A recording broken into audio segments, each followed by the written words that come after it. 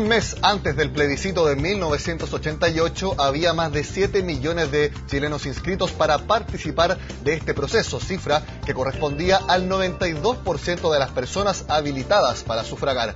Hoy se cumplen 26 años del triunfo del no y queremos analizar esta fecha histórica con un, sin duda, ícono del periodismo de nuestro país. Hablamos de Sergio Campos, el todavía conductor del diario de Cooperativa. Sergio, muchas gracias por este contacto con CNN Chile. Gracias, Nicolás, por recurrir a uno que tuvo la experiencia de vivir ese capítulo en la historia del país. Sergio, usted fue la voz para muchos chilenos respecto a lo que pasaba en nuestro país, lo que se podía informar que estaba pasando, lo que se alcanzaba a informar que sucedía en ese tiempo en Chile. ¿Cómo fue el momento, llegado el día, para presenciar un hecho que iba a marcar la inflexión en nuestro país? ¿O Chile iba a legitimar la dictadura, el gobierno autoritario de Augusto Pinochet, o definitivamente, como terminó sucediendo, volver a la democracia? ¿Cómo fueron el día antes y ya llegado el mismo día que a usted le tocó reportear?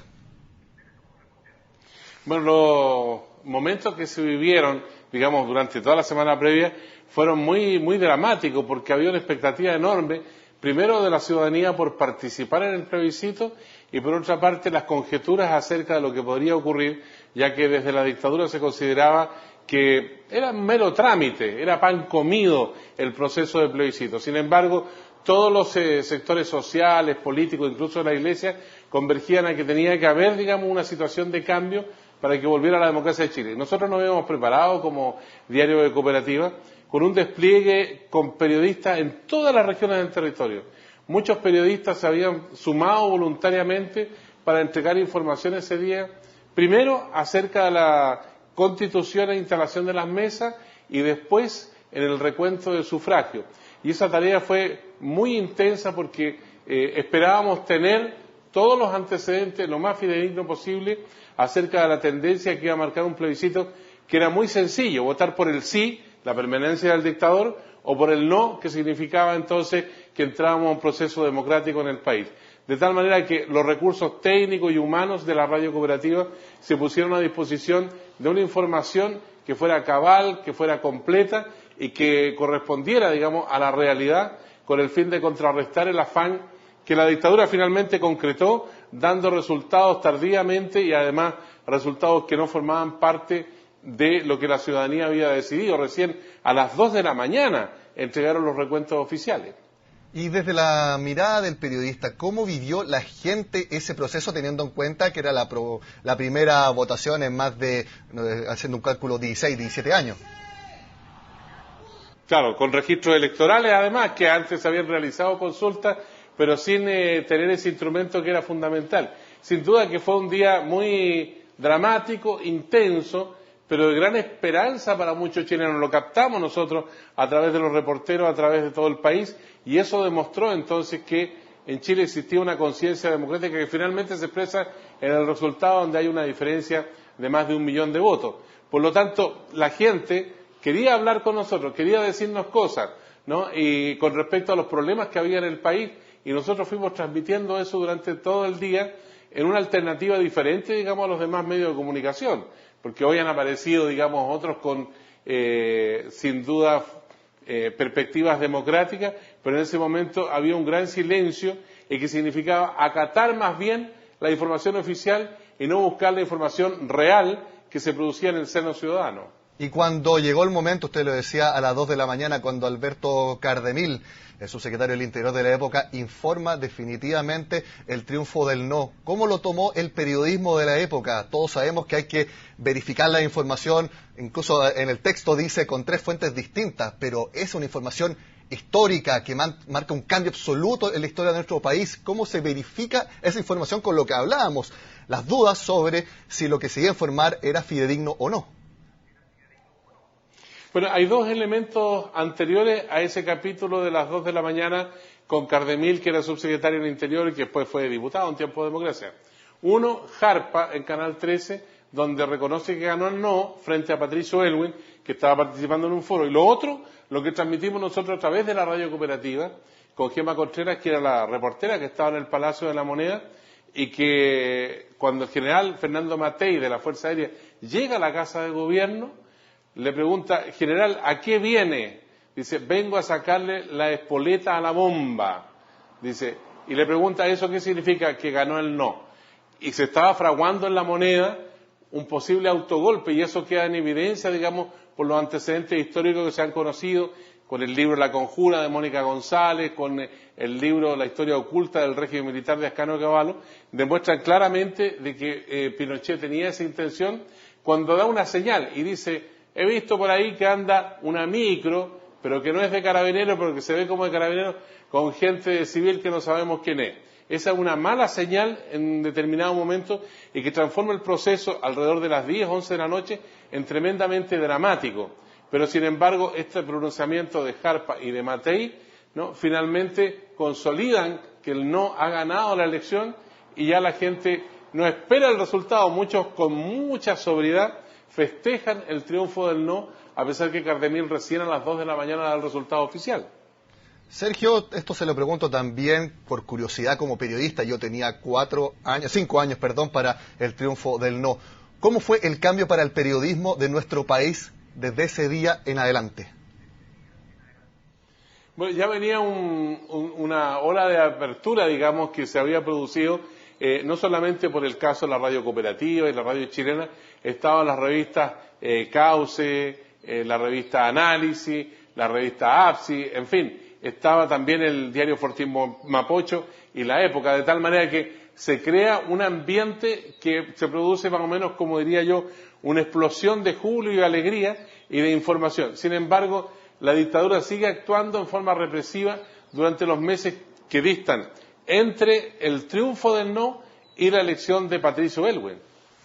Y quisiera preguntarle también, porque ese era un momento en que la sociedad chilena lamentablemente estaba dividida. Esto también pasaba entre los periodistas de la época respecto a lo que hay que informar, no hay que informarlo de esta manera. ¿Se producían disputas entre los colegas de esa época?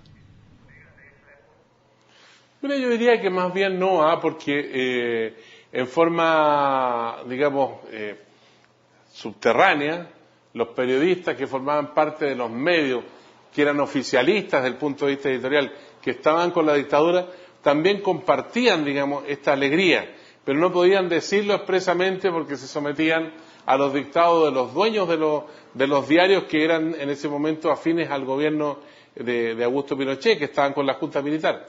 Por lo tanto, mayores discrepancias entre los periodistas no había, quizá algunos matices acerca de que si en la dictadura iba a reconocer el triunfo o no. Ese era un elemento que no solamente estaba presente entre los periodistas, sino que entre toda la sociedad. Había sectores que pensaban que Pinochet jamás iba a reconocer su derrota. Pero como te digo, el desequilibrio que se produce con la intervención de Jarpa y con la intervención de Matei, se rompe esa unidad que existía al interior de la dictadura. Recordemos que en las elecciones recientes, hace poco tiempo, Fernando Matei reconoció que había votado por el sí, pero en contra de su conciencia, ya que él estaba, por lo menos dentro de sus valores, que había que votar por el no, y simplemente lo hizo por lealtad, como él lo mencionó, a las personas que estaban por sobre él en el rango militar.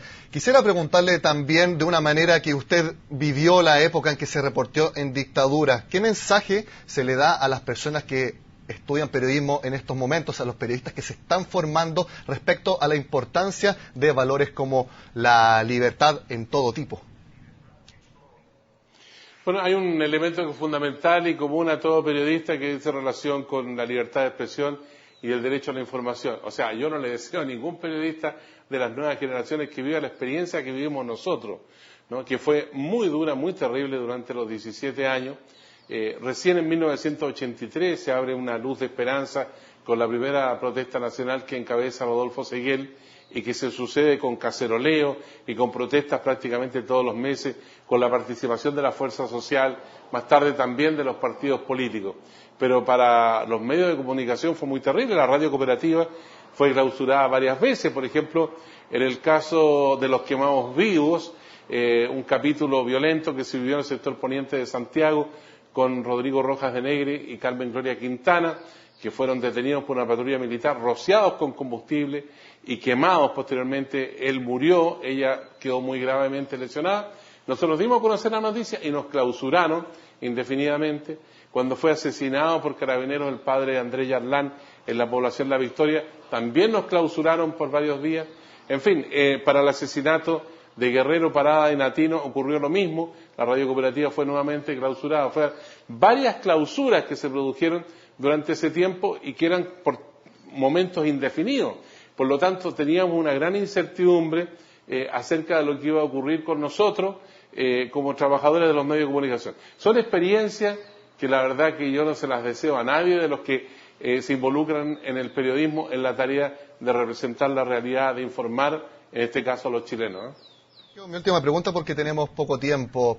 En Chile se celebra de distintas formas la conmemoración del triunfo del no, dependiendo de lo que haya vivido cada ciudadano. ¿Qué es lo que tiene que celebrar el periodismo de nuestro país al conmemorar esta fecha?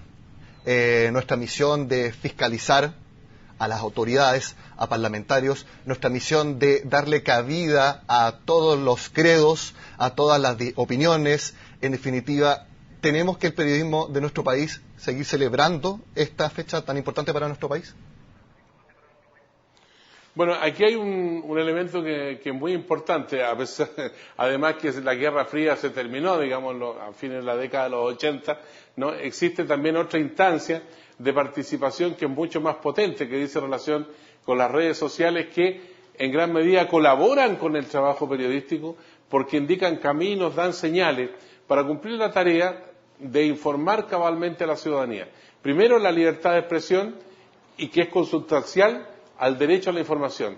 Y hay un elemento que es muy importante, ¿no? Que dice relación con la ética. Yo siempre le digo a los estudiantes de periodismo de la Universidad de Chile, donde hago clases, que el periodismo tiene tres elementos fundamentales: la formación teórica, la práctica del cómo hacer el periodismo, pero siempre está el marco ético, que ese nos permite entonces cumplir a cabalidad con la misión que le corresponde al periodismo de calidad, ¿no? ¿Podemos progresar en Chile? Sí, nos falta mucho para hacer el mejor periodismo. Siempre estamos trabajando en función de ese objetivo. Y los estudiantes que hoy día están en la escuela de periodismo tienen que tener muy en cuenta este factor, el factor ético. Si yo en un momento determinado no estoy de acuerdo con algo que se me está induciendo a informar erróneamente, yo tengo que denunciarlo y tengo que sacrificarme, renunciar, como hace cualquier persona honesta en cualquier actividad. Sin duda son muy útiles las reflexiones de uno de los periodistas que fue para muchos la voz de lo que estaba sucediendo en nuestro país, justamente hoy que se cumplen ya 26 años del triunfo del no en nuestro país. Sergio Campos, muchas gracias por su tiempo con CNN Chile.